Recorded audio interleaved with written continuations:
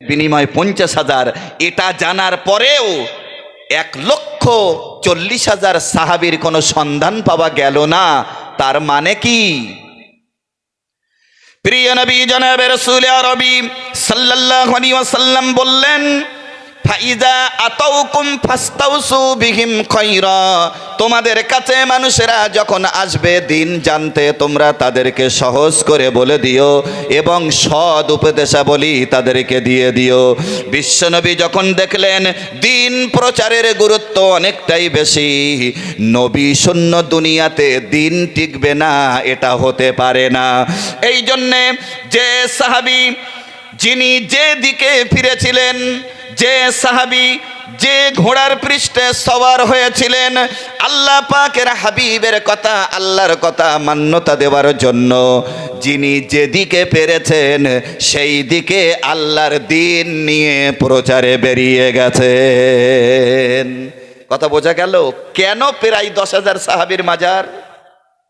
তরুণেরা, যুবকেরা, তোমাদেরকে ধন্যবাদ জানাই যে কোরআনে কারীমের আলোচনা করার জন্যে ব্যানারে লিখে দিয়েছো। আমি কি কোরআনের বাইরে বলছি? আপনারা একটু বলুন। আমি আগেই বলেছি, আল্লাহ যাদের যত ব্রেন দিয়েছেন, গবেষণা করার মতো ক্ষমতা দিয়েছেন, আলোচনা তারা ততটা বেশি বুঝতে পারবেন। সুবহানাল্লাহ, সুবহানাল্লাহ। নবীজি একজন সাহাবীকে বললেন, আমি রেওয়ায়েতে পেয়েছি হযরতে আলীকে লক্ষ্য করে বললেন, ওগো আলী, তুমি কি জান্নাতে যেতে চাও? কাকে বললেন? হযরতে আলীর সঙ্গে রসুলের সম্পর্ক কি? শ্বশুর জামাই। হযরতে আলীর সঙ্গে রসুলের সম্পর্ক, একদিকে হযরতে আলী ওহিলেকক সাহাবী, আরেকটা দিকে জান্নাতের সুসংবাদ প্রাপ্ত সাহাবী, আরেকটা দিকে বিশ্বনবীর ছোট কলিজার টুকরি সন্তান ফাতিমাতুজ জোহরা রাদিয়াল্লাহু আনহার স্বামী, আরেকটা দিকে হযরতে আলী একজন খলিফা, আরেকটা দিকে হযরতে আলী যুদ্ধে অংশগ্রহণ করনেওয়ালা সাহাবী। রসুল বলেছেন, আনা মাদিনাতুল ইলমি ওয়া আলিয়্যুম বাবুহা, আমি হলাম জ্ঞানের শহর, আর সেই শহরের দরজা আমার আলী, যাকে বলা হয়েছে জ্ঞানের দরজা। সেই আলীকে নবী বলছেন, আলী, তুমি কি জান্নাতে যেতে চাও? হযরতে আলী বললেন, জি হুজুর, আমি আল্লাহর দিদার পেতে জান্নাতে যেতে চাই। নবী বললেন, আলী, জান্নাতে যদি যেতে চাও তাহলে কিসের বিনিময়ে যাবে? হযরতে আলী বললেন, হুজুর, আমলের বিনিময়ে চলে যাব। তাই বলে কি হযরতে আলী ভুল বলেছেন? না, উনি দেখছেন আমার মধ্যে ঈমান আছে, আমল যা করছি আল্লাহ যদি চান এর বরকতে জান্নাতে চলে যাব। বিশ্বনবী বললেন, আলী, আমলের বিনিময়ে জান্নাতে যাবে, তোমার আমল আল্লাহর কাছে কবুল হয়েছে তুমি জানলে কি করে? ভাবছি কিছু ভাই বাবাজি, যিনি জান্নাতি সাহাবী তাকে রসুল বলছেন তোমার আমল কবুল হয়েছে তুমি জানলে কি করে? হযরতে আলীর মাথাটা নিচু হয়ে গেল। হযরতে আলী রাদিয়াল্লাহু আনহু বললেন, হুজুর, তাহলে উপায় কি? বিশ্বনবী উপায় রেডি করেই তো আলীকে বলেছেন। প্রিয় নবী জনাবে রাসূল আরবি সাল্লাল্লাহু আলাইহি ওয়াসাল্লাম আর দেরি করলেন না। ওগো আলী, আল্লাহর জান্নাতে যদি যেতে চাও, আমি রাসূলুল্লাহ বলে দিলাম, আমল যদি আল্লাহর কাছে কবুল হয় তো আলহামদুলিল্লাহ, তবে জান্নাতে যাওয়ার সুন্দর রাস্তা হলো এটাই। আমি রাসূলুল্লাহ বলে দিলাম, ওগো আলী, যারা পথভ্রষ্ট হয়ে আছে, পথ ভোলা মানুষকে পথ দেখাও। আল্লাহ যদি চান এটার বরকতে আল্লাহ তোমাকে জান্নাত দান করে দেবেন। আর একটু জোরে বলবেন না? আমার শুরু ছিল কি? আপনি যতটুক জানেন অন্যকে সেটা জানান। কথা বোঝা যাচ্ছে? ফিরে আসি ফের। প্রিয় নবী জনাবে রাসূল আরবি সাল্লাল্লাহু আলাইহি ওয়াসাল্লামকে আল্লাহ বললেন, ওয়া আনজির আশীরাতাকাল আকরাবিন। আল্লাহ পাক জানিয়ে দিলেন, ও আমার হাবিব, আপনি তাদেরকে সাবধানতা অবলম্বন করান যারা নাকি অসাবধানতা অবলম্বন করে চলছে। তার মানে হলো, নবীজি আয়াত যখন পেয়ে গেলেন, আবু জাহেল, আবু লাহাব, উতবা, শাইবা, মুগীরা তাদেরকে ডেকে বললেন, আমি যদি তোমাদের বলি এই পাহাড়ের পিছনে এক দল শত্রু আছে, তোমরা কি বিশ্বাস করবে? কাদের কাছে? যারা সব বড় বড় দুশ্মন। আবু জাহেল নবীর বন্ধু না শত্রু? আবুল আহাব নবীর শত্রু, উতবা সাইবা মুগীরা এরা নবীর শত্রু। এদেরকে নবী ডেকে বললেন, আমি যদি বলি এই পাহাড়ের পিছনে শত্রু আছে তোমরা বিশ্বাস করবে? ওরা এক বাক্যে বলেছিল, তুমি তো আলামিন, সত্যবাদী। সুবহানাল্লাহ বলবেন না? নবীকে সত্যবাদী বলেছে তারাই যারা নবীর বিরুদ্ধচারণ করছে। ওরা এক বাক্যে বলেছে, মোহাম্মদ তুমি যদি বলো আমরা এটা জানি মোহাম্মদ কোনোদিন মিথ্যা কথা বলে না, যদি বলো তা সত্য। রসুল বললেন, মাফাতিহুল জান্নাতি শাহাদাতু আল্লাহ ইলাহা ইল্লাল্লাহ, জান্নাতের চাবি হলো এই সাক্ষ্য দেওয়া যে আল্লাহ ছাড়া কোনো উপাস্য নেই। আমি তোমাদের বলছি কলমা পড়ো, জান্নাতের চাবিটা হাতে নাও। ওরা তখন বলল, ও এই জন্য ডেকেছিলে? নবী কি খারাপ পথ দেখাতে ডেকেছিলেন? কথা বলুন। ভালো পথ, কপাল খারাপ যার কারণে নসিবে হলো না। প্রিয় নবী জনাবে রাসূল আরবি সাল্লাল্লাহু আলাইহি ওয়াসাল্লাম সর্বাবস্থায় দেখছেন যত মানুষ আমার বিরোধিতায় ব্যস্ত, আবু জাহেল আমার বিরোধিতায় ব্যস্ত, আবু লাহাব আমার বিরোধিতায় ব্যস্ত, উতবা সাইবা মুগীরা তারা আমার বিরোধিতায় মেতে উঠেছে। এমন সময় বিশ্বনবী আর দেরি না করে এবারে মনে করলেন, ওদের আগে আমার আপন চাচা আবু লাহাবের কাছে তালিম করব। আমার ভাইরা বাবাজিরা, দাওয়াত দুই রকম হয়ে থাকে, একটা হলো আম দাওয়াত আর একটা হলো খাস দাওয়াত, ঠিক না? আমি আপনাদের বলবো, বড়গোবরাতে একটা মাদ্রাসা আছে, চিশতিয়া মাদ্রাসাতুল বানাত, যে মাদ্রাসার একজন নগণ্য কর্মী আমি। অগ্রহায়ণ মাসের ৩-৪ তারিখে ইসালে সওয়াব হয়, আপনারা যাবেন, আমন্ত্রিত। এটা দাওয়াত দিলাম। হুজুরকে লাস্টে আমি বলে যাচ্ছি গাড়িতে ওঠার আগে, হুজুর মাদ্রাসার ইসালে সওয়াবে আপনি একটু আসবেন, আমি খাস করে আপনাকে বলে যাচ্ছি, আপনি যেন ভুল করবেন না, আসবেন। দুটো দাওয়াত কি এক হলো? এটা খাস, এটা আম। অনেক লোকের সামনে আমি মাইকে দাওয়াতটা দিলাম আম দাওয়াত, আর খাস করে আলাদা ডেকে নিয়ে দাওয়াতটা দিলাম, এটা খাস দাওয়াত। প্রিয় নবী সাল্লাল্লাহু আলাইহি ওয়াসাল্লাম মনে করলেন, আমি তো আমভাবে সকলের কাছে দাওয়াত পেশ করছি, আমার চাচাকে দেখি তো একটু পাকড়াও করা যায় কি। চাচাকে? আবুল আহাব। আবুল আহাবের কাছে বিশ্বনবী দাওয়াতটা নিয়ে যাবেন। কিসের দাওয়াত? 10 বিঘা জমি কিনতে হবে এইটা, 10 লাখ টাকা কেউ তোমাকে দেবে এটা, 1 কেজি সোনা দেবে তোমাকে এইটা না। নবীজি যে দাওয়াতটা নিয়ে যাবেন সেটা ছিল লা ইলাহা ইল্লাল্লাহ মুহাম্মাদুর রাসূলুল্লাহ। প্রিয় নবী জনাবে রাসূল আরবি সাল্লাল্লাহু আলাইহি ওয়াসাল্লাম যখন তিনি দাওয়াত নিয়ে নিজের চাচা আবু লাহাবের বাড়িতে প্রবেশ করবেন, এমন সময় দিনের আলো বিদায় নেবে কখন এই অপেক্ষায় আছেন। রাতের অন্ধকার নামলেই আমি আমার চাচার কাছে দাওয়াত পেশ করব। দিন বিদায় হয়ে গেল, রাতের অন্ধকার নেমে এলো।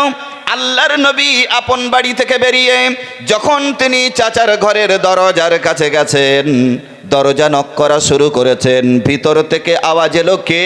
নবীজি এতটুকুও দেরি না করে বললেন, চাচাজি আমি তোমার ভাতিজা মোহাম্মদ এসেছি।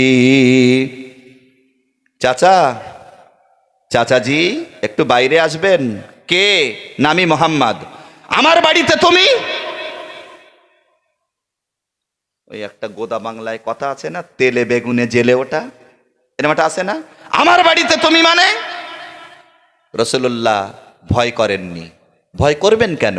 আল্লাহ কোরআনে জানিয়েছেন, ইয়া আইয়ুহান নাবিয়্যু হাসবুকাল্লাহ, ও নবী আমি আল্লাহ আপনার হেফাজত করনেওয়ালা। সুবহানাল্লাহ বলবেন না? আল্লাহ হেফাজত করবেন, ভয় করার কোনো জায়গা আছে? প্রিয় নবী বললেন, চাচাজি আসুন একটু কথা বলি। আবার কথা বলে। রাসূলুল্লাহ ভয় পেলেন না, চলে গেলেন না, দাঁড়িয়ে আছেন। চাচাজি আমি কি বলি একটু শোনেন। আবুল আহাব দেখলো উপায় নেই, আমাকে যাওয়াই লাগবে। দরজা খুললো, বাইরে বেরিয়ে আসলো। নবীজি বললেন, চাচাজি কলমার দাওয়াতটাই দিতে এসেছি। আবুল আহাব বলল, ও আমার জানা ছিল যে মোহাম্মদ আমার বাড়িতে এসেছে মানে ও কলমার দাওয়াতটাই আমাকে দেবে। আচ্ছা ঠিক আছে, তুমি যখন কলমার দাওয়াত দিতে এসেছো, তাহলে তোমাকে বলি, আমি কলমা পড়ার আগে আমার ওই বাড়ির পোষা ছাগলটা যদি কলমা পড়তে পারে তাহলে আমি ঈমান আনব। কথা কার? আবু লাহাবের। রাসূলুল্লাহ বললেন, চাচাজি, ছাগলটা যদি কলমা পড়ে আপনি কলমা পড়বেন, ওর 1.5 টাকা মাসিকে শুরু হয়ে যাবে না? কথা বুঝতে পারেননি? ওর হার্টবিট বেড়ে যাবে না? যে সর্বনাশ, ছাগল বুঝি কলমা পড়বে। একটু ইতস্তত বোধ করে আবু লাহাব বলেই ফেলেছে, হ্যাঁ মোহাম্মদ, ছাগল যদি কলমা পড়ে আমি কথা দিলাম কলমা পড়বো। আচ্ছা, আবু লাহাব কলমা পড়বে, বরং রাসূলুল্লাহকে কটাক্ষ করবে, উল্টো পাল্টা কথা বলবে। প্রিয় নবী জনাবে রাসূল আরবি সাল্লাল্লাহু আলাইহি ওয়াসাল্লাম আর দেরি করলেন না, চাচাজি ছাগলটা কই আমাকে দেখিয়ে দেন। আল্লাহর নবী ছাগলের কাছে গেলেন, সঙ্গে সঙ্গে নবীজি এবার বললেন, ও ছাগল, তুমি তো কথা বলতে পারো না, আল্লাহকে এক বলে আর আমাকে নবী বলে স্বীকারোক্তিটা দিয়ে দাও। আল্লাহর নবীর জবানের কথার রেশ শেষ হতে পারলো না, সঙ্গে সঙ্গে দেখা গেল মানুষের মতো করে ছাগল কলমা পড়ে দিল। আবু লাহাব অবাক, কি মানুষ না অন্য কিছু? ছাগলকে কলমা পড়ায়? অসন্তুষ্ট হয়ে, মনক্ষুণ্ণ হয়ে, নিজের রাগকে ধরে রাখতে না পেরে একেবারে সামনেই ছিল ছাগল, সামনের পা দুটো মট মট করে ভেঙে দিল। রাসূল করিম সাল্লাল্লাহু আলাইহি ওয়াসাল্লাম ডুকরে কেঁদে উঠলেন, চাচাজি, আমি আপনার কাছে কলমার দাওয়াত দিতে এসেছি, আপনি যদি কলমা না পড়েন আমি আপনার উপরে জবরদস্তি করব না।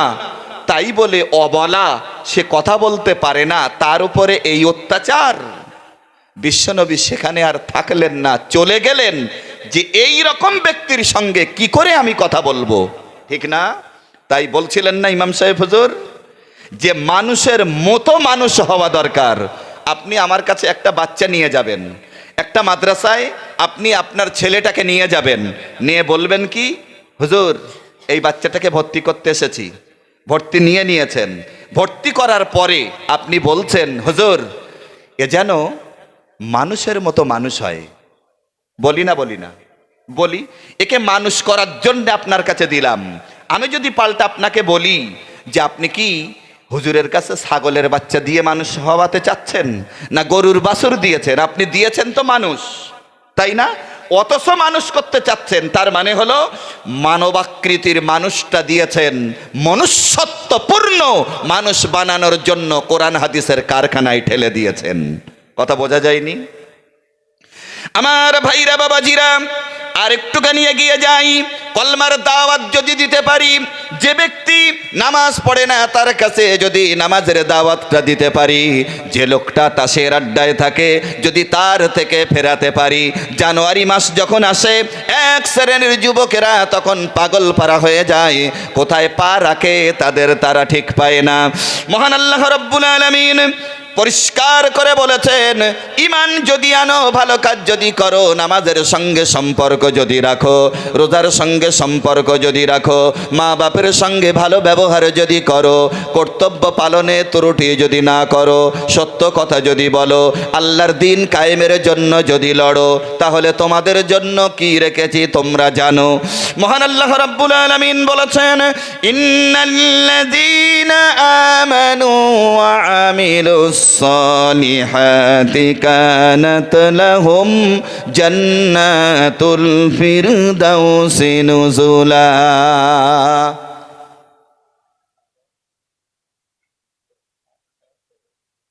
ওই তো 10টা 15 নামবো, এখন দেরি আছে তো, এখন আধা ঘন্টা, 10টা 15 পর্যন্ত আমার সময়। 1-2 মিনিট বেশি হয়ে গেলে রাগ করবেন?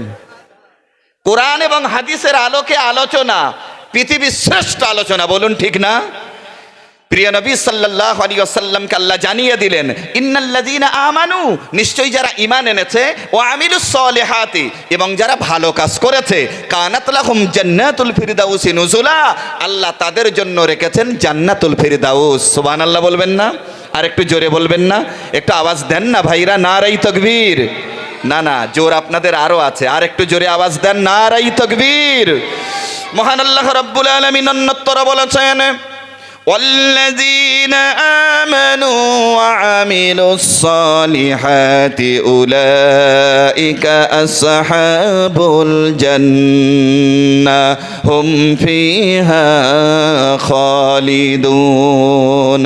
যারা নাকি ঈমান এনেছে এবং ভালো কাজ করেছে, আমার ভাইরা বাবাজিরা, এখানে যত মানুষ বসেছেন, একজন মানুষও কি আমরা বলতে পারবো যে আমার ভিতরে ঈমান নেই? পারবো না। আমরা একত্ববাদে বিশ্বাসী হয়েছি, কবর জগৎকে বিশ্বাস করি, ফেরেশতাদের উপরে ঈমান এনেছি, নবী রাসূলদের প্রতি ঈমান এনেছি, তার মানে ঈমান আমাদের আছে। অভাব রয়েছে আল্লাহর জান্নাতে যাওয়ার জন্য আমলের অভাব। এই আমল কি? নবীজি বলেছেন, আফদালুল আমালি আল হুব্বু ফিল্লাহি ওয়াল বুগদু ফিল্লাহ, সর্বোত্তম জিহাদ হলো এটাই, সত্যকে সামনে রেখে অন্যায়কে অন্যায় বলা আর ন্যায়কে ন্যায় বলে স্বীকার করা। আমার ভাইরা বাবাজিরা, আল্লাহ রাব্বুল আলামিন বান্দার মর্যাদা কত বেশি দান করেছেন। ওয়ালাকাদ কাররামনা বানি আদম, বনি আদমকে আমার আল্লাহ পাক সম্মানিত করেছেন। আপনাদের সুবহানাল্লাহ বলতে কষ্ট হচ্ছে, তাহলে আর একবারে বলতে বলবো না, তাহলে একটুখানি জোরে বলেন সুবহানাল্লাহ। আমি বাস্তবতার নিরিখে বেশ কিছু কথা বলতে ভালোবাসি। ছোট্ট করে একটু ভেবে দেখি তো ভাইরা বাবাজিরা, মেডিকেল সায়েন্স আমাদেরকে অনেক কিছু শিক্ষা দিয়েছে। মেডিকেল সায়েন্স এটা কি? মোবাইল, এটা হলো বিজ্ঞান, এটাকে যিনি আবিষ্কার করেছেন তিনি বিজ্ঞানী। এটা কি? ঘড়ি, এটাকে যিনি আবিষ্কার করেছেন তিনি বিজ্ঞানী, এটা হলো বিজ্ঞান। আমি কথা বলছি মাইকে, তারের ভিতর দিয়ে আমার ভাষাটা প্রকাশ পাচ্ছে, তাই না? এটা বিজ্ঞান, এটাকে যিনি আবিষ্কার করেছেন তিনি হলেন বিজ্ঞানী, বৈজ্ঞানিক। এই মোবাইলে কি আছে? মেমোরি, ক্যাশিং পাওয়ার, ধারণ ক্ষমতা, ঠিক না? যত কথা বলেছি গুছিয়ে বলতে না পারলেও অন্তত এটা তো বলতে পারবেন যে কোরআন এবং হাদিসের আলোকে দুটো কথা শুনেছি, তাই না? গুছিয়ে বলতে না পারলেও এই মেমোরিতে আমার অসটা যদি আজকে ওঠান, 5 বছর পরে যে যদি মনে করেন যন্ত্রটা ভালো আছে, 5 বছর আগে যে কথাটা শুনেছিলাম আজকে সেই কথাটা শুনবো, হবে না? হবে না? হবে না? হবে, কারণ এ রেকর্ড করছে, কথাগুলোকে ধারণ করছে। এবার একটু খেয়াল করে দেখি, মহান আল্লাহ রাব্বুল আলামিন বলেছেন, মা ইয়ালফিযু মিন কাওলিন ইল্লা লাদাইহি রাকীবুন আতীদ। বান্দা এমন কোন কথা বলে না যে কথা আল্লাহ পাকের ফেরেশতারা রেকর্ড করে না। বিজ্ঞানের আবিষ্কার অনুযায়ী যদি আমার কথা রেকর্ড করে 10 বছর পরে শোনা যায়, 5 বছর পরে শোনা যায়, 2 বছর পরে, 2 ঘন্টা পরে যদি শোনা যায়, তাহলে আমার আল্লাহ রাব্বুল আলামিন ফেরেশতা নিয়োজিত করে রেখেছেন। আমার আপনার ভালো মন্দ আল্লাহ পাকের ফেরেশতারা কি আমাদের দেখিয়ে দিতে পারবেন না? মানুষ যদি আবিষ্কার করে কথা রেকর্ড করে শুনিয়ে দিতে পারে, আমার আল্লাহ ফেরেশতা দিয়ে ওই আমল নামায় সব ভালো মন্দ দেখিয়ে দিতে পারবেন না? আজকে জেগে আছি, এখান থেকে বাড়িয়ে যেয়ে আল্লাহর নাম করে ঘুমাবো। যদি ঘুম ভাঙে তাহলে সকাল, আর ঘুম যদি না ভাঙে তাহলেই তো পরকাল। ভুল বলছি? তাহলে কেন অন ইসলামিক কার্যকলাপের ভিতর দিয়ে আমার জীবন চলবে? মসজিদে আজান হয়, আর একদল আজান শুনে মসজিদে না যেয়ে স্বাভাবিক জীবনযাপনে ব্যস্ত হয়ে যায়। বাড়িতেও নামাজ পড়ে না, মসজিদেও নামাজ পড়ে না, শুক্রবারে তাও যায় না। এমন আছে না?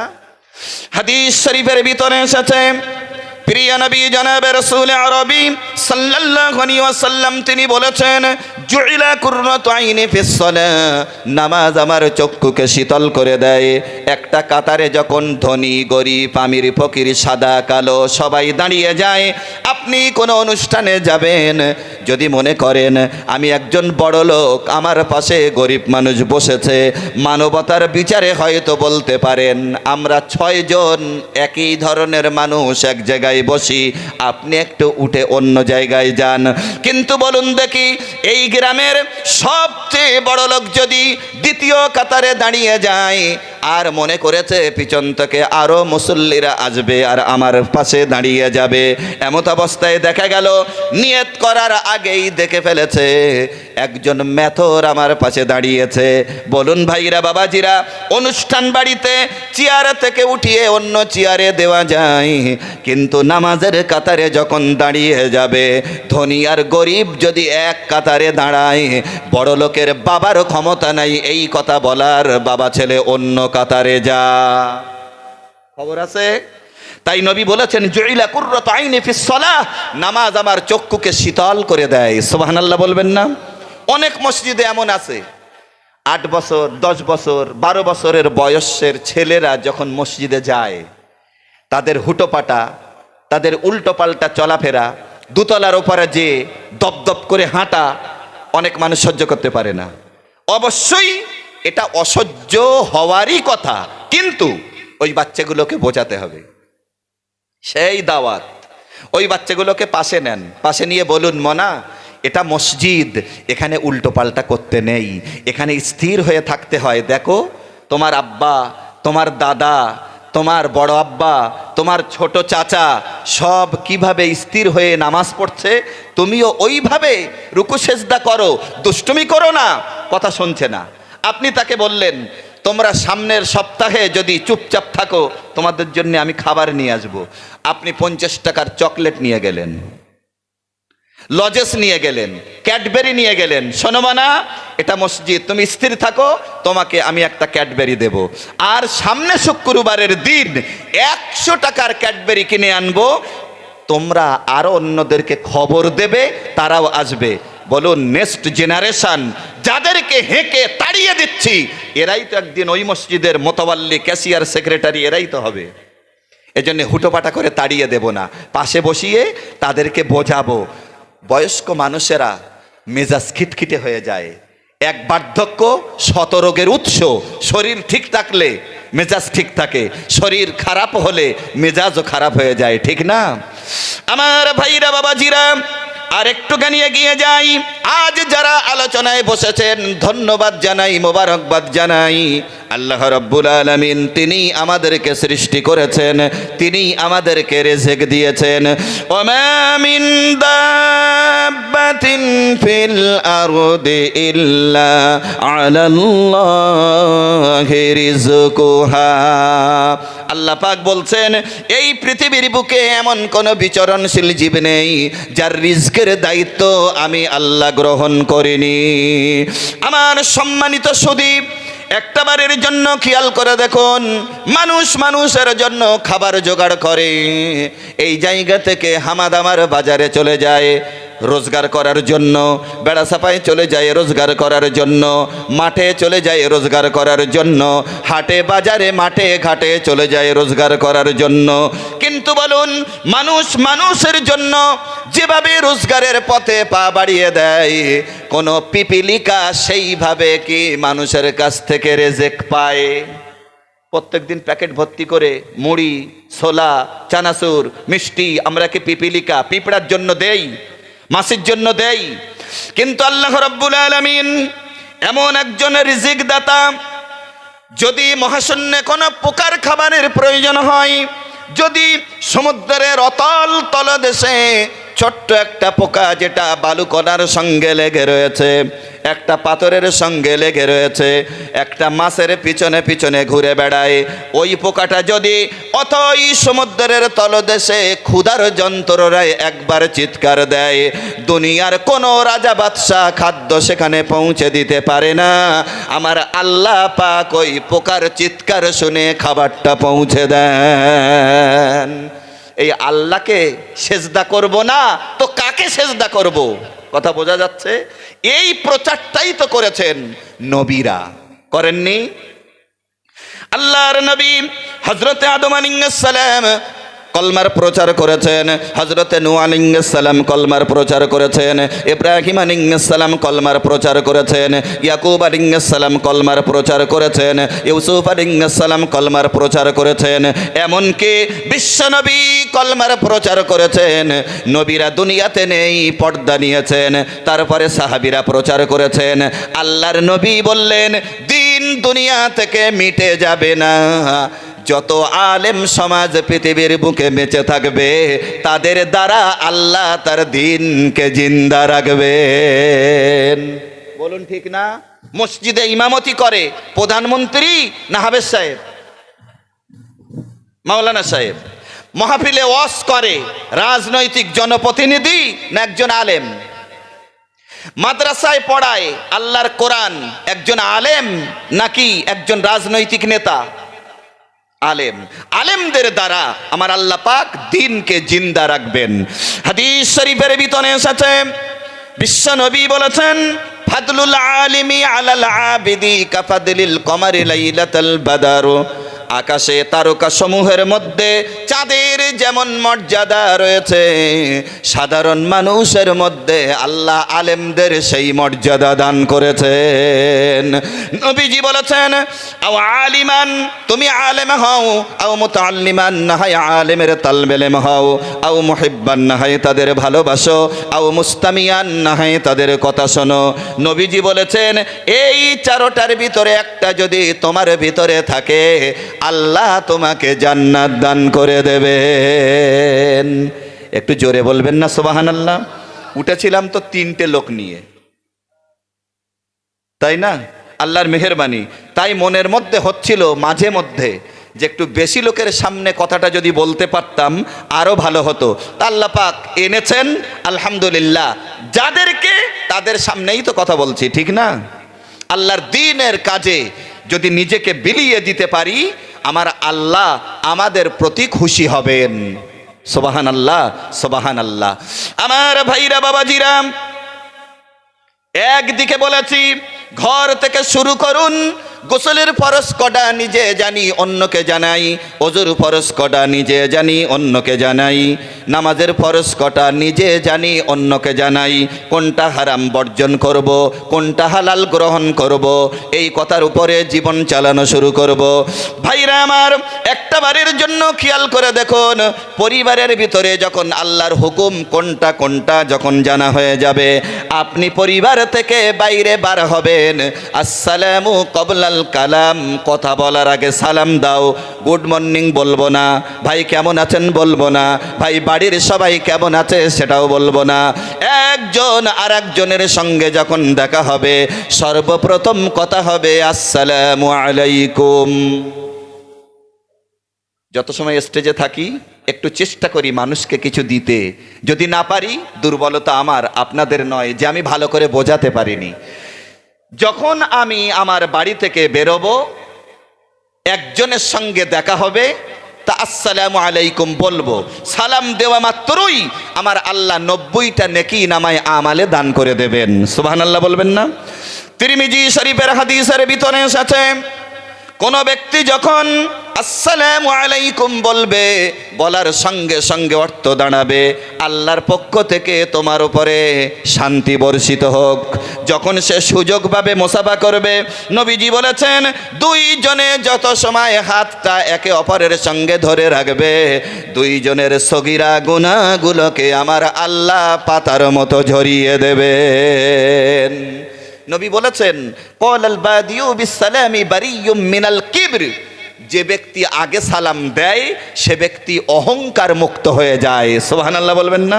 কিছু মানুষ আছে রাস্তায় চলে আর গোঁ ধরে যায়, লোকে আমারে সালাম দেখ আমি দেবো কেন, আছে না? সালাম দিলে অহংকার মুক্ত হওয়া যায়, সালাম দিলে নেকি বেশি পাওয়া যায়, সালাম দিলে সামাজিকতার উৎস তৈরি হয়, সালাম দিয়ে সুন্নাতের মান্যতা দেওয়া হয়, সালাম দিলে সামাজিক কর্তব্য পালন করা হয়। সুবহানাল্লাহ বলবেন না? প্রিয় নবী জনাবে রাসূল আরবি সাল্লাল্লাহু আলাইহি ওয়াসাল্লামের সাহাবীরা নিজেদেরকে আল্লাহর দ্বীনের জন্য বিলিয়ে দিয়েছেন। আজকে তরুণেরা, যুবকেরা যে মাহফিলের আয়োজন এরা করেছে, আমার অত্যন্ত প্রিয়জন যার সঙ্গে আমার দাওয়াত ফাইনাল হয়েছিল আরিফ, তার কথা একবার বলেছি, জুমার রাতে আবারও দোয়া করি আল্লাহ সুস্থতার সঙ্গে তাকে আমাদের কোলে ফিরিয়ে দাও। বলুন আমিন। আর একটু জোরে বলেন আল্লাহুম্মা আমিন।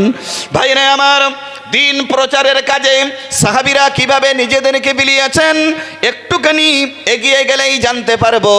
ইসলামের প্রথম জিহাদ হলো বদর। নবীজি যখন হিজরত করেছেন 622 খ্রিস্টাব্দ, 622 খ্রিস্টাব্দ তখন হিজরত করেছেন। এখান থেকেই হিজরি সন শুরু হয়েছে। প্রথম হিজরি মসজিদে নববীর ভিত্তি স্থাপন হলো। দ্বিতীয় হিজরি বদরের যুদ্ধ হলো, রোজা ফরজ হলো, আজানের প্রচলন হলো, ঈদুল ফিতর ওয়াজিব হলো। তৃতীয় হিজরি ওহদের যুদ্ধ হলো। চতুর্থ হিজরি বনু নাজির ইহুদি সম্প্রদায়ের প্রথম হাসর হলো। পঞ্চম হিজরি খন্দকের যুদ্ধ হলো। ষষ্ঠ হিজরি হুদায়বিয়ার সন্ধি হলো। সপ্তম হিজরি খয়বার বিজয় হলো। অষ্টম হিজরি মক্কা বিজয় হলো। নবম হিজরি তাবুক অভিযান হলো। দশম হিজরি বিদায় হজ হলো। 11তম হিজরিতে আল্লাহর নবীর ওফাত হয়ে গেল। ইসলামের প্রথম জিহাদ বদর। মদিনা থেকে অনতি দূরে আল্লাহর নবী 313 জনকে সেট করেছেন এবং আল্লাহর নবী নিজে ওই জিহাদে অংশ নিয়েছেন। কাফের বেঈমান যারা এসেছিল তাদের সংখ্যা ছিল 1000। কোথায় 1000 আর কোথায় 313 জন। বদরের যুদ্ধ চলছে, এমন সময় একজন সাহাবী বিশ্ব নবীর কাছে এসে বললেন, ইয়া রাসূলুল্লাহ, ইয়া হাবিবাল্লাহ হুজুর, আমি দেখলাম আমার পরিবারভুক্ত যারা তাদের ভিতর থেকে অনেকেই জিহাদের ময়দানে অংশ নিয়েছেন কলমার রাজ কায়েম করার জন্য, কোরআনের রাজ কায়েম করার জন্য, আল্লাহর দ্বীন দুনিয়ায় এস্টাবলিশড করার জন্য। ইয়া রাসূলুল্লাহ, ইয়া হাবিবাল্লাহ হুজুর, ইসলামের প্রথম জিহাদ বদর। বদরের প্রান্তরে যাব, কিন্তু যাওয়ার জন্য তীর লাগে, ধনুক লাগে, ঢাল লাগে, তরবারি লাগে। ইয়া রাসূলুল্লাহ, ইয়া হাবিবাল্লাহ হুজুর, আমি বদরের প্রান্তরে যাব, কিন্তু আমার হাতে কিচ্ছু নেই। হুজুর, যদি আপনার কাছে কিছু থাকে মেহেরবানি করে আমারে দেন।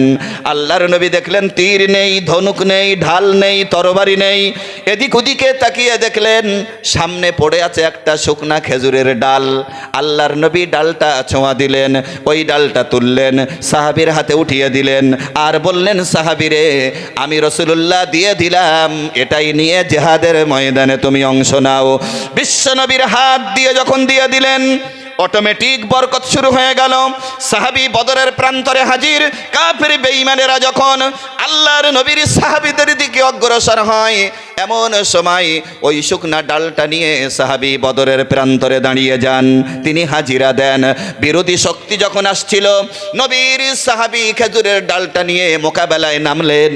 এমন সময়ে দেখা গেল ধারালো তরবারি দিয়ে আঘাত করলে যেমন কাজ হয়, শুকনা খেজুরের ডালের আঘাতে কাফের দ্বিখণ্ডিত হয়ে জমিনের উপরে পড়ে গেল।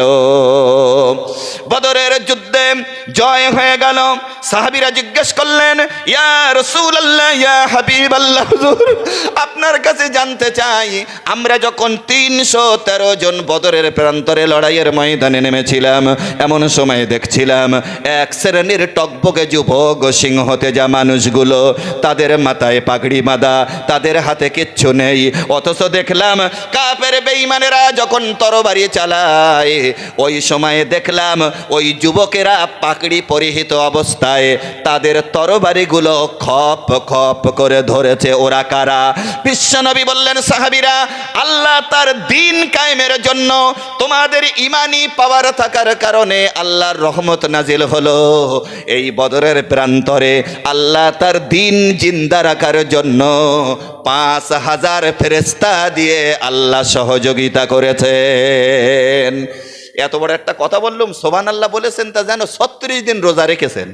একটু জোরে বলেন সুবহানাল্লাহ, আর একটু জোরে বলেন, একটু আওয়াজ দেন নারাই তাকবীর। তরবারিগুলো ধরেছে আল্লাহর ফেরেশতারা। আল্লাহর ইচ্ছা না থাকলে আমরা কি ইসলাম পেতাম? পেতাম না। আল্লাহ দয়া করে দিয়েছেন, যার কারণে ইসলাম ধর্মের উপরে আমরা জায়গা পেয়েছি। আমার ভাইরা বাবাজিরা, বদরের যুদ্ধ চলছে। এক পর্যায়ে একজন সাহাবী হযরতে উমাইর ইবনে হাম্মাম রাদিয়াল্লাহু তাআলা আনহু, তিনি একজন যুবক ছেলে, আল্লাহর দ্বীন কায়েমের জন্য যখনই শুনেছেন কারদিস সামাওয়াতি ওয়াল আরদ, কেউ যদি আল্লাহর দ্বীনের ব্যাপারে শহীদ হতে পারে আমার আল্লাহ তাকে ওই রকম জান্নাত দিবেন যে জান্নাতের বিশালতা আর প্রশস্ততা বিশাল আকাশ এবং জমিনের চেয়েও বেশি। চিন্তা করেছেন? কারদিস সামাওয়াতি ওয়াল আরদ, বিশাল আকাশ এবং জমিনের চেয়েও বেশি প্রশস্ত, এই রকম জান্নাত আল্লাহ দেবেন যদি কেউ শহীদের দরজা নিতে পারে। কেন শহীদদের এত মর্যাদা কেন? মহান আল্লাহ রাব্বুল আলামিন বলেছেন, ওয়ালা তাকুলু লিমান ইয়াকতালু ফি সাবিলিল্লাহি আমওয়াত, আমার রাস্তায় যারা জীবন দিয়েছে ওরা মরে গেছে এ কথা তোমরা বলো না, তারা জিন্দা। সুবহানাল্লাহ বলবেন না? শহীদের রক্ত ফোঁটা যখন জমিনে পড়ে, রক্ত ফোঁটা জমিনে পড়ার আগেই তার জিন্দেগির গুনাহ আল্লাহ মাফ করে দেন।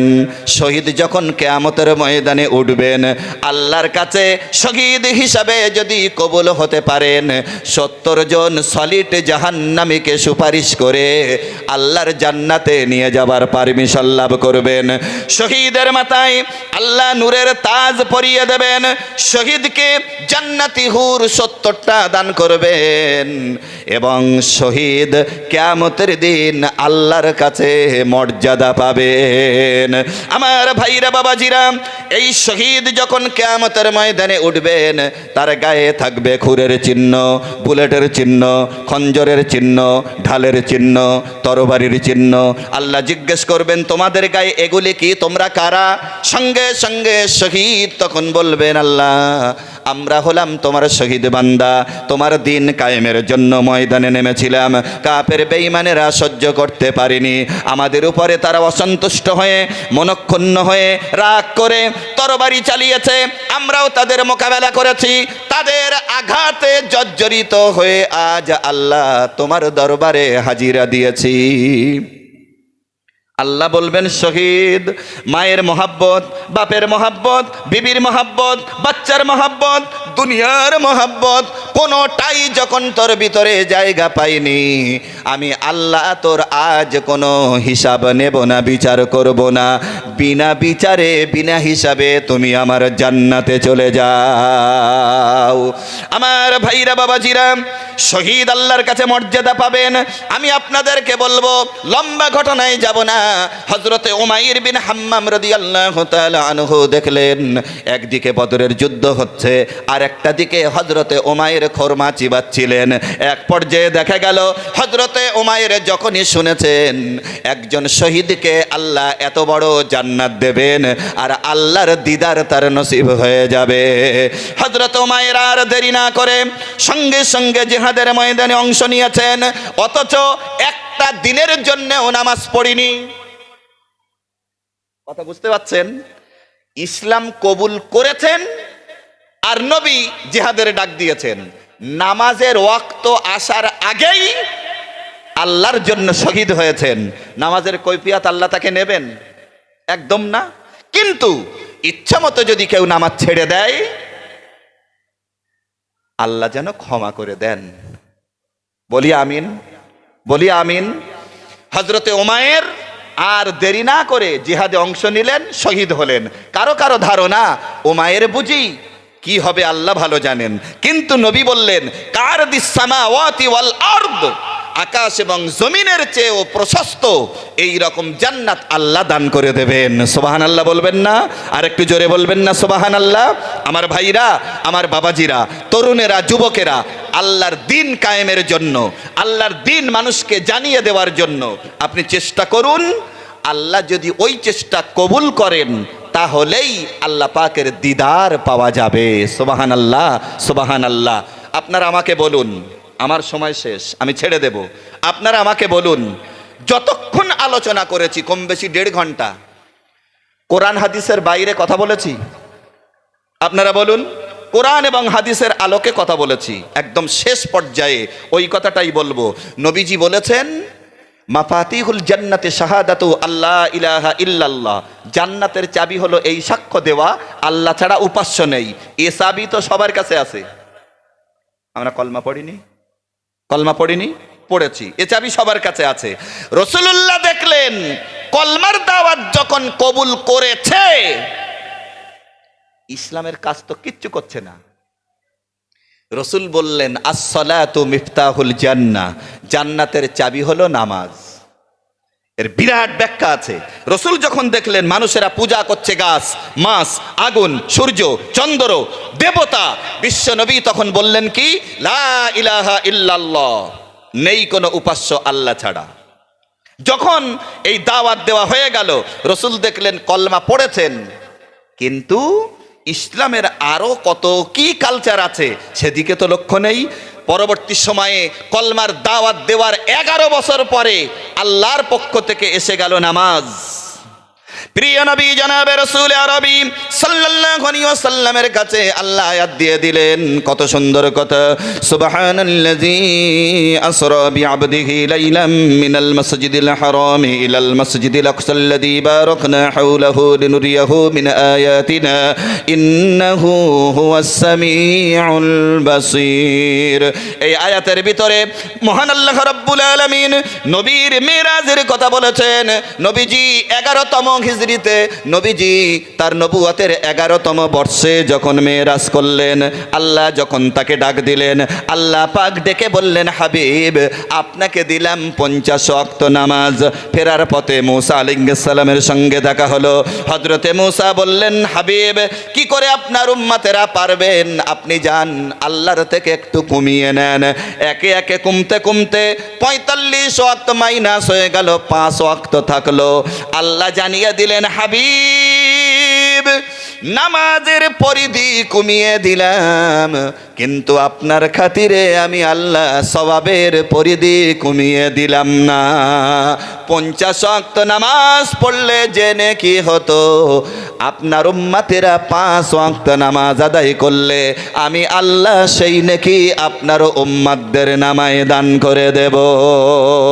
নবীজি বলেছেন, সালাতুল জামাআতি তাফদুল সালাতুল ফজরি বি27 দারাজা। একা একই নামাজ পড়ার চেয়ে জামাতে নামাজ আদায় করলে আমার আল্লাহ পাক 27 গুণ বেশি নেকি দান করে দেবেন। আমার তরুণেরা, যুবকেরা, দাড়ি রাখলে মুসলমান হওয়া যায় না, টুপি মাথায় দিলে মুসলমান হওয়া যায় না, লম্বা জামা পরলেই মুসলমান হওয়া যায় না, খতনা দিলেই মুসলমান হওয়া যায় না, শেরওয়ানি পরলেই মুসলমান হওয়া যায় না। বাইনাল আবদি ও বাইনাল কুফরি তারকুস সালাহ। বান্দা কাফের আর বান্দা মুমিন আর বান্দা মুমিন নয়, দুটোর মধ্যে পার্থক্য হলো নামাজ, নামাজ, নামাজ। ওয়ান আবি হুরায়রা রাদিয়াল্লাহু তাআলা আনহু قال قال رسول الله صلى الله عليه وسلم أرأيتم لو أن نهرا بباب أحدكم يغتسل فيه كل يوم 5 هل يبقى من درنه شيء؟ قالوا لا يبقى من درنه شيء। قال فذلك مثل الصلاة الخمس يمحو الله بهن الخطايا أو كما قال عليه السلام। ভাইরা আমার, মিশকাতুল মাসাবিহ কিতাবুস সালাতের ভিতরে এই হাদিস এসেছে। হযরতে আবি হুরায়রা রাদিয়াল্লাহু আনহু হাদিস রিওয়ায়াত করেছেন। নবীজি বলেছেন, সাহাবীরা বলো দেখি, তোমাদের বাড়ির সামনে যদি একটা প্রবাহিত খাল থাকে, পানির ফোয়ারা যদি থাকে, আর দৈনিক কেউ যদি 5 বার ওই পানির ফোয়ারায় গোসল করে, বলো সাহাবীরা তার গায়ে কি কোনো ময়লা থাকতে পারে? নবীর সাহাবীরা বললেন, কলু লা ইয়াবকা মিন দারনিহি শাইউন। না হুজুর, তার গায়ে কোনো ময়লা থাকতে পারে না। নবীজি বললেন, সাহাবীরা আমি রাসূলুল্লাহ বলে দিলাম, তোমরা যদি দৈনন্দিন 5 ওয়াক্ত নামাজ আদায় করতে পারো, আল্লাহ তোমাদের নামায় কোনো গুনাহ রাখবেন না। ওয়ান উসমান বিন আফফান রাদিয়াল্লাহু তাআলা আনহু قال قال رسول الله صلى الله عليه وسلم من صلى العشاء في جماعة فكأنما قام نصف الليل ومن صلى الصبح في جماعة فكأنما صلى الليل كله أو كما قال عليه সালাম। নবীজি বলেছেন, যে ব্যক্তি ইশার নামাজ জামাতে আদায় করবে আর ওই ব্যক্তি যদি ফজরের নামাজ জামাতে আদায় করে, আল্লাহর নবী বলেছেন এই দুটো ওয়াক্তের নামাজ জামাতে আদায় করতে পারলে সারা রাত ইবাদত করলে যে নেকি হয়, ইশা আর ফজর জামাতে আদায় করলে আল্লাহ সেই নেকি বান্দাকে দান করে দেন। অসুবিধা হয়েছে আপনাদের আলোচনায়? কোরআন এবং হাদিসের আলোকে আলোচনা ভালো লাগে, আল্লাহর রহমত হয়। যত মানুষ এসেছেন, শুরু করেছিলাম ওই কথাটা দিয়ে, মাজালিসুল ইলম হিয়া রাউদাতুম মির রিয়াদিল জান্নাহ। কোরআন এবং হাদিসের আলোকে যেখানে আলোচনা হয়, আল্লাহর জান্নাতের টুকরায় পরিণত হয়ে যায়। সুবহানাল্লাহ। একটু জোরে বলেন দিন, আর একটু জোরে বলেন, একটু আওয়াজ দেন, নারায়ে তাকবীর। আমার ভাইরা, বাবাজিরা, একদম শেষ কথা এটাই বলি, আজকে বেঁচে আছি, যে কোনো মুহূর্তে আল্লাহর ডাকে সাড়া দেওয়া এটাই স্বাভাবিক হতে পারে। আল্লাহর কাছে দোয়া করি জুমার রাতে, আল্লাহ আজকে জুমার রাতে দোয়া চাই, মৌতের সময় যখন আসবে, আল্লাহ ইমানের সাথে আমাদের মৌত নসিব করে দিও। বলবেন না আল্লাহুম্মা আমিন। সম্মানিত সুধী, কলিজার টুকরা সন্তান আল্লাহ যাদের দিয়েছেন, আমি বলবো একদিকে ইসলামিক এডুকেশন, আর একটা দিকে জেনারেল এডুকেশন। ইসলামিকটা এই জন্যেই শেখাবো, কোরআন যদি তার মধ্যে থাকে, সে একজন গঠনমূলক মানুষে পরিণত হবে। কোরআন যদি থাকবে, তাহলে সে নামাজ পড়তে গেলে এদিক ওদিকে দেখবে না, কোরআনের ফর্মুলা অনুযায়ী নামাজ আদায় করবে। সে গুরুজনদেরকে সম্মান করতে শিখবে, স্নেহধন্য যারা তাদেরকে স্নেহের চোখে দেখতে শিখবে। কথা বোঝা যাচ্ছে? আমার সম্মানিত সুধী, যা কিছু বলেছি, জানি না আমি ত্রুটি মাখা কোনো কথা বলেছি কি না। যদি বেফাস বেরিয়ে যায়, আল্লাহর হস্তে আমাকে মাফ করবেন, দোয়া করবেন। শেষ, দাদা হুজুর পীর কেবলা রহমতুল্লাহি আলাইহি, তার পীর সুফি ফাতে আলী ওয়াইসি রহমতুল্লাহি আলাইহি, সুফি ফাতে আলী ওয়াইসি রহমতুল্লাহি আলাইহির স্মৃতি, চিশতিয়া মাদ্রাসাতুল বানাত, দাদা হুজুরের 14 নম্বর খলিফা, বড়গোবরায় বাড়ি, 30-32 বছর বয়সে যিনি মুজাহিদের দায়িত্ব পালন করে চলছিলেন, আল্লাহ তাকে ডেকে নিলেন। সেই আল্লাহর অলির নামাঙ্কিত বড়গোবরাতে একটা মাদ্রাসা, মাদ্রাসাটার নাম হলো চিশতিয়া মাদ্রাসাতুল বানাত। এই মাদ্রাসায় অ্যাডমিশন টেস্ট হয়ে গেছে 22শে ডিসেম্বর। আগামী 27শে ডিসেম্বর, মানে কবে? আগামীকাল তার ফলাফল এবং ভর্তি হবে। প্রায় 25 থেকে 26টা সেখানে এতিম বাচ্চা আছে। আর আপনারা জানেন, মাদ্রাসায় পড়ে মানেই অধিকাংশ গরিব। কিছু বিত্তশালী পরিবার থেকে বাচ্চারা যায়, সেই বাচ্চাগুলো দেখা যায় তাদের ইচ্ছার বিরুদ্ধে হলেও মা বাপ ভালো, ধর্ম মানতে এবং বুঝতে ভালোবাসে, যার কারণে তারা মাদ্রাসায় দেয়। আর একটা কারণে দেয়, নিয়ত আল্লাহ ভালো জানেন। মাদ্রাসায় দিয়েছি, আমার মেয়েটা খুবই সুন্দরী, যদি রাস্তায় চলে হয়তো আমার সম্মানের হানি হতে পারে, 4 দেওয়ালের মাঝে তাকে আটকে দাও, একদিকে ধর্ম জানুক, ধর্ম শিখুক এবং আমল করবে। আল্লাহ যদি চান, ওই সন্তানের ওসিলায় আমরা মা বাপ হয়তো বা আল্লাহর জান্নাতে চলে যাব, ঠিক না? এজন্যে আমি সকলের কাছে বলবো, বাচ্চাদেরকে লেখাপড়া শেখাতে হবে। ছোট্ট বাচ্চা যদি মনে করেন আমার ক্ষমতা নেই, আপনি আপনার বাচ্চার জন্য গ্রামের একজন উদার প্রকৃতির মানুষের কাছে আপনি বলুন, আমার ছেলেটা মাধ্যমিক পরীক্ষার্থী, আমার ছেলেটা মাধ্যমিক পরীক্ষার্থী, তার 3টে মাস্টার দেওয়া লাগবে, ছেলেটার ব্রেন ভালো, আল্লাহর ওয়াস্তে আমার ওই ছেলেটার অল সাবজেক্ট সব কোরাই করে তাকে পৌঁছে দিতে 5,000 টাকার প্রয়োজন আছে। আমি এসেছি আমার এই স্মৃতিশক্তি ভালো, ছেলেটাকে নষ্ট করব না, তোমার কাছে এসেছি, তুমি আমাকে অন্তত তার 5টা বই কেনার টাকা দাও। এই ভিক্ষা করেও যদি লেখাপড়া শেখাতে হয়, আমি আল্লাহর দিকে চেয়ে এই কথাটা আপনাদের কাছে সাজেশন স্বরূপ বলে যাব, ভিক্ষা করে চাউল কিনে না খেয়ে ভিক্ষা করে খাতা কলম কিনে দিয়ে সন্তানকে লেখাপড়া শেখান। রাগ করলেন কথাটা শুনে? না, রাগ করবেন না। বুঝদার মানুষ যারা যারা সত্যি সত্যিই চেতনা সম্পন্ন মানুষ, তারা তো এই কথাটা শুনে আমার জন্য দোয়া করবে যে না, একদম কথাটা সত্য। শিক্ষিত মানুষ আল্লাহর মেহেরবানি, তারা সামাজিকতা শেখে। তবে এমনও আছে শিক্ষিত চোর আর অশিক্ষিত চোর। খুব ভুল বলছি? আমি ওই দিকে যাব না। এক শ্রেণীর শিক্ষিত চোর আছে যারা চুরি করার পরেও একজন অভাবগ্রস্ত কুমড়ো চোরের বিচারে বসে। এরা কারা?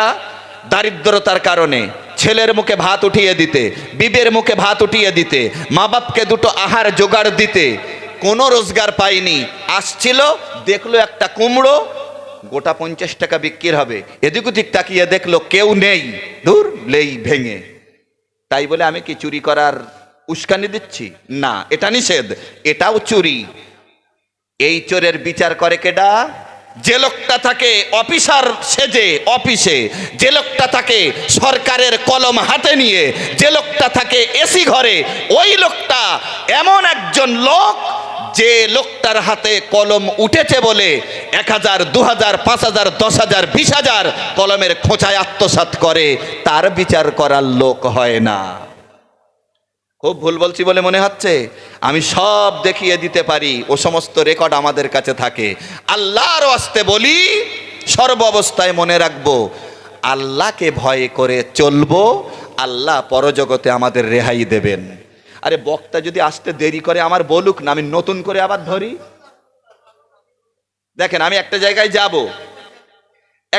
যাব, আর যেই দেখা যাবে এমন জায়গায় কথাটা নিয়ে গেলাম, হুজুর এসে গেল, নেমে যাব, আলোচনা অসম্পূর্ণ থাকবে। না, আপনারা সময় দিলে তো হবে না, হুজুর এসে গেলে আমি তো বেয়াদবি করতে পারবো না। সমস্যা নেই, তাই না? তাহলে একটুখানি মেডিকেল সায়েন্স বলি, তাহলে খুব ভালো লাগবে। দেখুন, আল্লাহ দিয়েছেন ব্রেন, এই যে মাথা, আল্লাহ দিয়েছেন চোখ, আল্লাহ দিয়েছেন নাক কান। কি হবে এইবার? দেখেছেন না? ঠিক আছে, দাঁড়ান, আমি একদম অল্প কথাই বলছি। আল্লাহ কোরআনে বলেছেন তোমরা যখন আহারিও গ্রহণ করবে, দাঁড়ান আমার কথা শোনেন। আল্লাহর রসুল বলেছেন, আল্লাহ বলেছেন, আলাম নাজআল লাহু আইনাইনি ওয়া লিসানান ওয়া শাফাতাইনি ওয়া হাদাইনাহুন নাজদাইন। আসসালামু আলাইকুম। আমি অনুমতি চাই বলছি, একদম 1-2 মিনিটই আমি শেষ করব। আল্লাহ পাক বলছেন, আমি তোমাদের দুটো চক্ষু, দুটো ঠোঁট আর জিহ্বা কি দেইনি? জিহ্বা দিয়েছেন কে? প্রধানমন্ত্রী। তাহলে চুপ করে রয়েছেন কেন? একটু জোরে বলেন। জিহ্বা দান করেছেন আল্লাহ, চোখ দিয়েছেন আল্লাহ, ঠোঁট দিয়েছেন আল্লাহ। মহান আল্লাহ রাব্বুল আলামিন বলেছেন, লাকাদ খলাকনাল ইনসানা ফি আহসানি তাকওয়িম। আমি আল্লাহ মানুষকে সৃষ্টি করেছি সুন্দর গঠনে। সুবহানাল্লাহ বলবেন না? যে রব্বুল আলামিন জিহ্বা দান করেছেন, ঠোঁট দান করেছেন, চোখ দান করেছেন, যে জিহ্বা আল্লাহ রাব্বুল আলামিন দান করেছেন, এই জিহ্বার ভিতরে একটা নয়, দুইটা নয়, একই মিষ্টি, একই ছানা দিয়ে তৈরি হয়েছে একটা রসগোল্লা, একটা সন্দেশ, একটা বাটার সন্দেশ, একটা কালাকাদ। আমি আপন জায়গায় রেখে দিলাম। একই মশলা দিয়ে গরুর গোস্ত রান্না করবেন, একরকম স্বাদ লাগবে। হাঁসের গোস্ত রান্না করবেন, আর এক রকম স্বাদ লাগবে। খাসির গোস্ত রান্না করবেন, আর এক রকম স্বাদ লাগবে, কবুতরের গোশত রান্না করবেন আর এক রকম স্বাদ লাগবে। বিজ্ঞানীরা বলেছেন যে জিহ্বা আল্লাহ রাব্বুল আলামিন দান করেছেন, এই জিহ্বার ভিতরে একটা নয় দুইটা নয়, আমার আল্লাহ পাক 3000 আস্বাদন স্তর দান করেছেন। জিহ্বার তিন দিকে কি আছে? জিহ্বার তিন দিকে দাঁত। গরুর গোশত দিয়ে ভাত খেয়েছেন, দুই দাঁতের মাঝে একটুখানি কুটি বেঁধে আছে। জিহ্বা ততক্ষণ স্বস্তি পায় না গুঁতো মেরে যতক্ষণ ওরে না বের করে। বলেন ঠিক না? বলুন ঠিক না? এই জন্যে বলি আল্লাহ পাক বলছেন বান্দা আমার চেনার জন্য তোমার বডি স্ট্রাকচারটাই যথেষ্ট। তুমি একটাবার তোমার জীবনকে নিয়ে ভাবো, আমাকে তুমি ভাববার সুযোগ পেয়ে যাবে। সুবহানাল্লাহ বলবেন না? এই জন্য মহান আল্লাহ রাব্বুল আলামিন কোরআনে কারীমের মধ্যে বলেছেন ফাইন্না খলাকনাকুম মিন তুরাবিন সুম্মা মিন নুতফাতিন সুম্মা মিন আলাকাতিন সুম্মা মিন মুদগা। আমি আল্লাহ তোমাদের মাটির উপাদান দিয়ে তৈরি করেছি, আর মা বাপের সমন্বয়ে মায়ের পেটের ভিতরে জায়গা দিয়েছি, রক্ত দলা তৈরি করেছি, হাত দিয়েছি, পা দিয়েছি, রুহ দিয়েছি, আস্তে করে দুনিয়াতে এনেছি। বান্দারে তুমি বলো সামি'না ও আতা'না, শুনলাম আর আল্লাহ তোমার সামনে আনুগত্যের মস্তককে অবনত করে দিলাম। সুবহানাল্লাহ বলবেন না? ভুল ত্রুটি মাফ করবেন, দোয়া করবেন। ভালো থাকুন, সুস্থ থাকুন, আল্লাহ সকলকে ভালো রাখুন। মাওলানা এসেছেন, আপনারা তার আলোচনা শুনতে থাকুন।